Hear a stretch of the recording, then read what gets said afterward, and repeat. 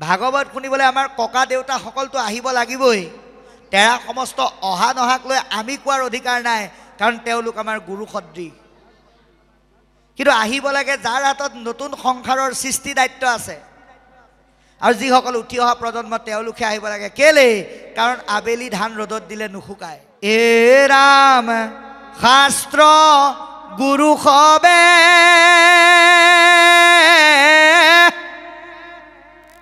শিষ্যক শিকাৱে শুদ্ধ উপদেশ দিব শিষ্যকে শুদ্ধ ভাবে না চৰিলে তাৰা সবে কি কৰিব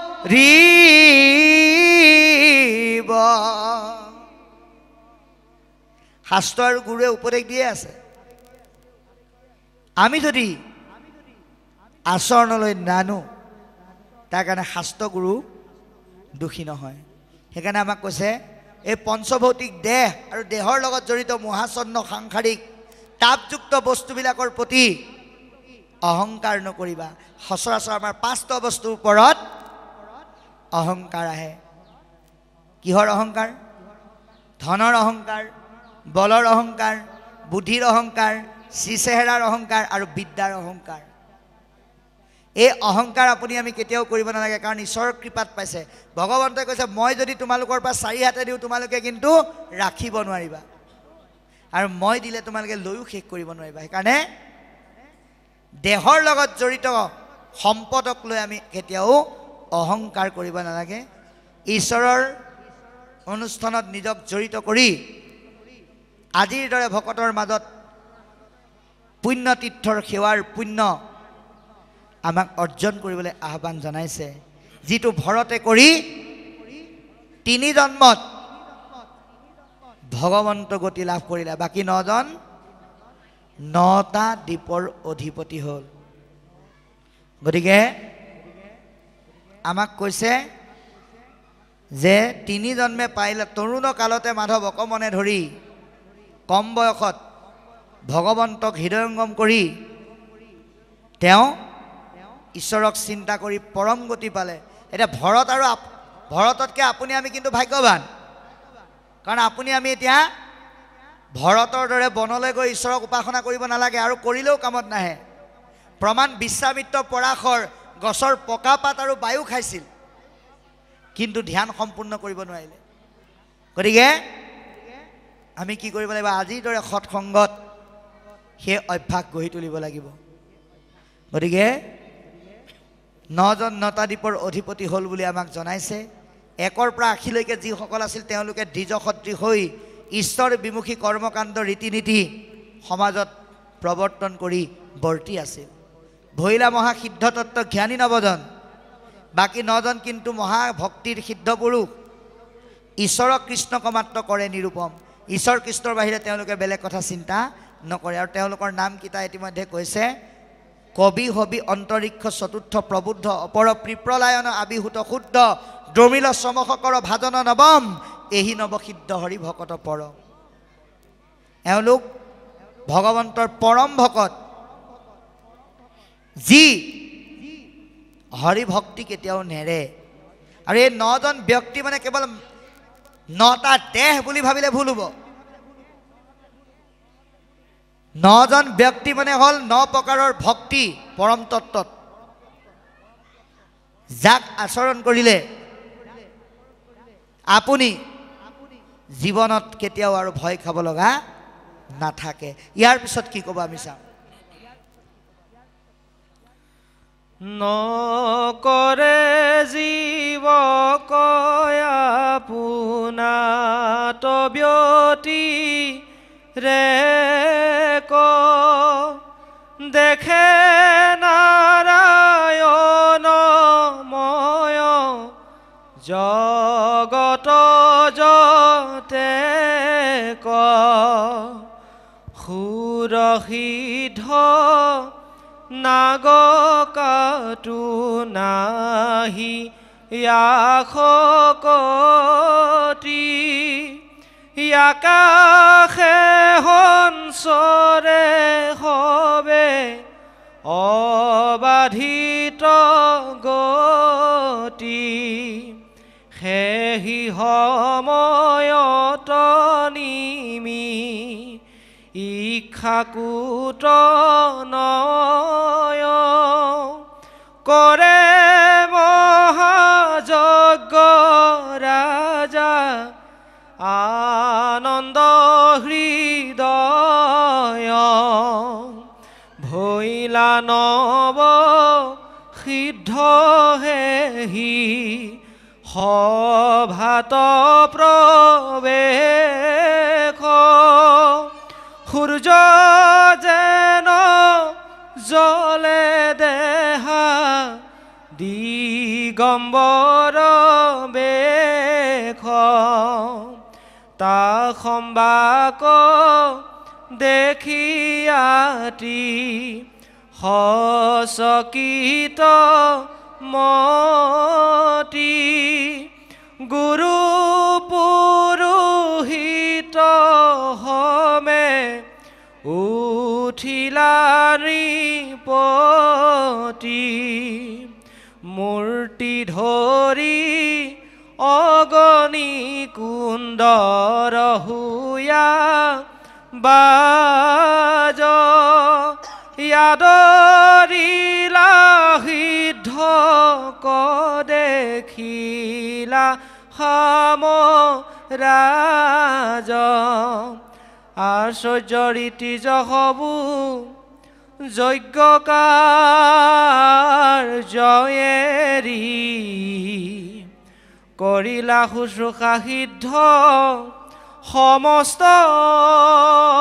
কবেৰি সাধু সংগে সবাৰো নিৰ্মল ভৈল মতি সঘনে উপজে কৃষ্ণ চৰণ তৰতি হে ৰাম বিনা অলংকাৰে কৰে শৰীৰ দীপিতি যাক দেখি নিমিৰ ভৈ লন্তম হা প্ৰীতি বাৰু কৃষ্ণ এতিয়া এটা কথা চাব এই নজন সিদ্ধ সম্পৰ্কে পাঠে কোৱা কথাকেইটা আমি উপলব্ধি কৰিবলৈ হ'লে এই নজন সিদ্ধৰ কিছু লক্ষণ আমি চাব লাগিব তেওঁলোক কেনেকুৱা যে তেওঁলোকৰ নামকেইটা ইতিমধ্যে কৈছে যে কবি হবি অন্তৰিক্ষ চতুৰ্থ প্ৰবুদ্ধ অপৰ পিপ্ৰলয়ন অভিভূত শুদ্ধ দ্ৰুমিল সমহ কৰ ভাদন নৱম এহি নৱ সিদ্ধ হৰি ভকত পৰম পৰম ভক্ত ভগৱন্তৰ কিন্তু কি বুলি কৈছে হবে নাৰায়ণময় দেখে নিৰন্তৰ তেওঁলোকৰ আচৰণ কেনেকুৱা সকলোকে ঈশ্বৰময় দেখে কাকো ভিন্নভাৱে নেদেখে আৰু নিজৰ পৰা কিন্তু আপোনা তহন্তে নুহি বেতিৰেক দেখিয়া ভ্ৰমন্ত হবে জগত যতে তেওঁলোক নিজৰ পৰা কেতিয়াও বিচলিত নহয় নিজৰ দায়িত্ব আৰু কৰ্তব্যৰ পৰা বিচলিত নহয় আৰু মহা মহা স্থানবিলাক পৰিভ্ৰমণ কৰে ভকত তেনেকুৱাই হ'ব লাগে ভক্তিৰ পথত যাত্ৰা কৰোঁতে আপুনি কেতিয়াও আপোচ নকৰিব মন স্থিতপজ্ঞ কৰি ভক্তিৰ পথত আগবাঢ়ক এই পথলৈ যাত্ৰা কৰোঁতে আপোনাক বিভিন্নজনে বাধা দিব বোলে নাম গাইনো কি লাভ আছে ভাগৱত পঢ়িনো কিমান লাভ হৈছে এতিয়া এইবিলাক কৰিব হোৱা নাই বুলি বহুতে বাধা দিব এই বাধাবিলাক নেওচি স্থিতপজ্ঞভাৱে আপুনি আগবাঢ়ক মনটো স্থিৰ কৰি লওক সেইকাৰণে এওঁলোকে লোকৰ কথা নুশুনে কি কৰে সমস্তকে নাৰায়ণময় দেখি ব্যতিক্ৰমীভাৱে আগবাঢ়ে সুৰ সিদ্ধ খাদ্য যক্ষ গন্ধৰ্ব কিন্নৰ আদি মহা স্থানবিলাক তেওঁলোকে পৰিভ্ৰমণ কৰে কিন্তু মনত আসক্তি নাই ভকতৰ কেতিয়াও আসক্তি থাকিব নালাগে কিবা এটা বস্তু দেখিলে তাতে মজি যাব নালাগে ভকত কৃষ্ণ চৰণত একাত্মসকলৰ মনত আসক্তি থাকিব নালাগে যেতিয়া আসক্তিহীন হ'ব সেইজনক কোনো বস্তুৱে বাধা দি ৰাখিব নোৱাৰে আমাৰ মহাপুৰুষে কৈছে যিটোজনে শুদ্ধভাৱে হৰিত শৰণলৈয়া হৰিক সুহৃদ বুলি আছে পৃথিৱীত দেখা সমস্তকে হৰিৰ অংশ বুলি ভাবি হৰিকেই আপোন বুলি ভাবে হৰিৰ প্ৰসাদে সিটো ভগৱন্তৰ কৃপাত সেইজনে বিঘিনিৰ মুণ্ডত ভৰি দিয়া হৰি গুণগায়ন আছে বিঘ্নিবিলাকক নৎসাত কৰি দিব পাৰে নামৰ যোগেদি কিন্তু সেই আসক্ততাটো ত্যাগ কৰিব লাগিবই এতিয়া এওঁলোক যে গৈ আছে গৈ গৈ ক'ত পালেগে ঋষিসকলৰ সৈতে নিমি ৰজাই যজ্ঞ কৰিছে ঋষিগণ সমে নিমি ৰাজা মহাশয় কৰিলন্ত যজ্ঞ অতি আনন্দ হৃদয় পৰম আনন্দ মনেৰে যজ্ঞ কৰি আছে ভৈৰা মহাসিদ্ধ সেই সভাত প্ৰৱেশ সূৰ্য সম জলে দেহা দিগম্বৰ বেশ তালে তেওঁলোক যোৱাৰ লগে লগে তেওঁলোকৰ গাৰ পৰা ওলোৱা পোহৰে গোটেই নিমিৰ ৰাজসভা কি কৰিছে পোহৰাই তুলিছে কিয় কাৰণ তেওঁলোকৰ মনত কোনো মায়া নাই মায়াৰ 16খন বস্ত্ৰ যিজনে উদঙাব পাৰিলে সেইজনে অময়া এই 16 বস্ত্ৰ কি এ ৰাম দম্ভ দৰ্প পৰ নিন্দা অভিমানতি ৰস্কাৰ কাম ক্ৰোধ লোভ মোহ গৰ্ব অহংকাৰ এৰাম হিংসা কামনা আশা হঠবে ভিচাৰ এহি 16 গোটা বস্ত্ৰ দুৰ্জয় মায়াৰ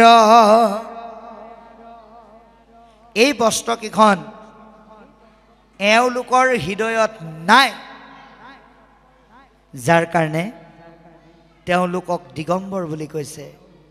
সূৰ্যৰ পোহৰৰ দৰে তেওঁলোকৰ গাৰ পৰা ওলোৱা পোহৰে ৰাজসভা পোহৰাই তুলিছে গতিকে এই কথা আমাক পদবন্ধে জনাইছে আৰু কৈছে কি বুলি কৈছে যে যেতিয়াই নিমিৰ ৰাজসভা তেওঁলোক আহি বহিলহি